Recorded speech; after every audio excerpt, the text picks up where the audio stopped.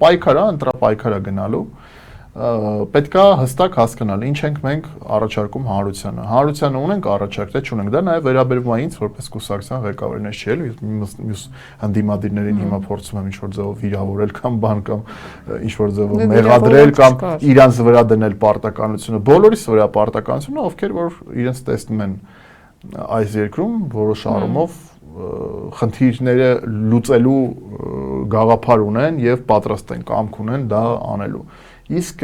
ես համոզված եմ, որ մենք պետք է աշխատենք մեր հանրության հետ, մեր ժողովրդի, մեր քաղաքացիների հետ։ Մեր երկխոսությունը պետք է լինի մեր քաղաքացիների հետ, ոչ թե ԵՄ-ի հետ, չգիտեմ, Նիկոլ Փաշինյանի հետ, իշխանության ներկայացուցիչների հետ։ Մեր երկխոսությունը պետք է լինի միայն ոչ թե մենք մեկնաբանենք անընդհատ իրենց օրակարգերը, որոնք իրենց հարմարը օրինակ թելադրեն։ Մենք անընդհատ, ասենք, մեկնաբանենք ինչ ասեց Փաշինյանը, ինչ ասեց Սիմոնյանը, ինչ ասեց այս ինչ արեց, ուր գնաց, չէ։ Եթե տենց դա ոնց որ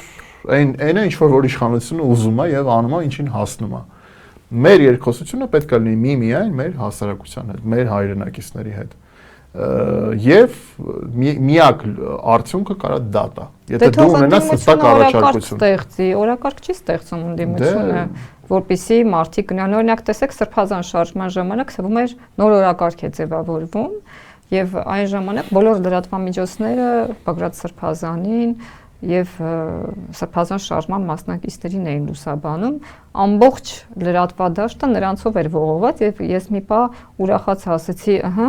փոխվեց օրակարգը, իշխանությունները մնացին ստվերում, բայց դա շատ կարճ տևեց։ Այ մեզ այսպիսի նոր օրակարգ է պետք, որ իրենց կապիկությունները լուսաբանելու կամ իրենց ասածներին անդրադառնալու, խոսելու, քննադատելու, դատապետելու, ծեծելու փոխարեն, այո, կառուցողական գործողություններ, ոչ թե առաջարկներ թղթի վրա, գործողություններ եւ այդ գործողությունները որպեսզի լուսաբանվեն։ Հիմա տեսեք, շրջիկ կրկեսն է գնում եկեղեցուց եկեղեցի, լրատվամիջոցներն ստիպված իրենց են լուսաբանում, ուր է ընդդիմությունը, ուր է այլընտրանքը։ Չգիտեմ, գուցե ընդդիմությունը գնա Երուսաղեմ, լրագրողներին տանի իրենց հետ։ Օրինակ եմ ասում, էլի, ինչու ընդդիմությունը չի կարողանում օրակարգ ձևավորել, մենակ չասեք գումար չունեն։ Ինչ ընդդիմության մասին է խոսքը, ընդդիմությունը տարբեր է մեր երկրում, կա պարլամենտական ընդդիմություն, կա արևմտամետ ընդդիմություն, կա Դե արևմտամետը ինձ համար ընդդիմություն չէ, դե հիմա դրա համար եմ համահունչ են գործում։ Կա արտխորհրդարանական ընդդիմություն, խորհրդարանական եւ արտախորհրդարանական, որոնք իսկապես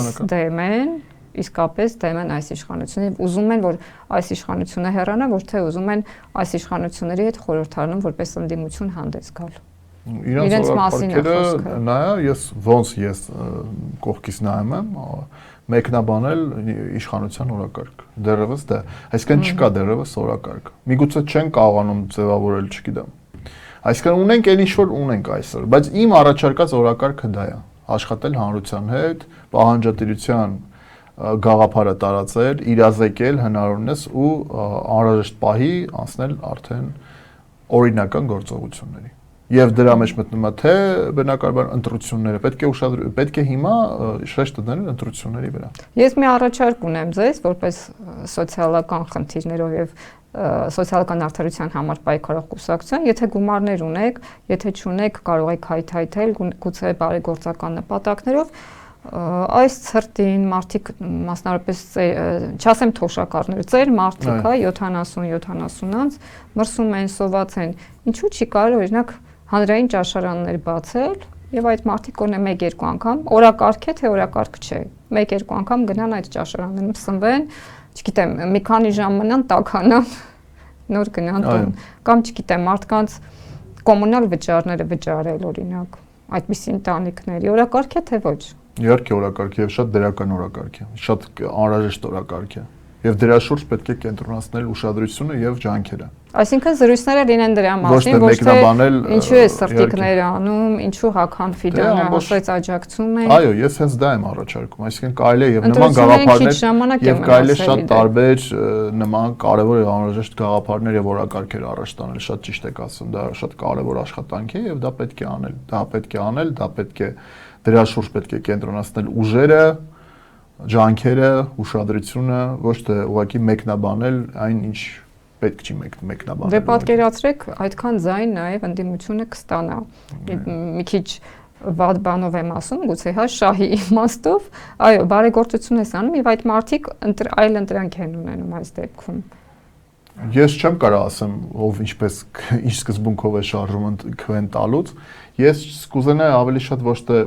անձամբ ես եմ մտածում, ոչ թե մարդիկ առաջնորդվեին ով ինչ բարեգործություն կանի, բարեգործությունը առհասարակ ինձ թվում է պետք է արվի եւ չբարձրաձայնվի դրա մասին, իրականում ես չեմ համարում, որ բարեգործը պետք է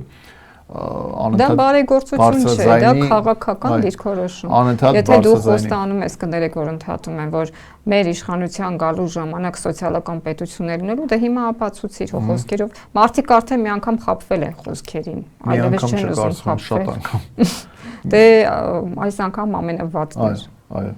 Այո, շատ ճիշտ եք ասում, այդ խոսելու ժամանակը երևի արդեն անցել է, պետք է գործել եւ գործողություններով ապացուցել։ Դու ինչ ես ուզում, ոնց ես ուզում, ոնց ես տեսնում, ոնց ես կարողանում իրականացնել, ես լրիվ ձեզ հետ համաձայն եմ։ Դա ամենա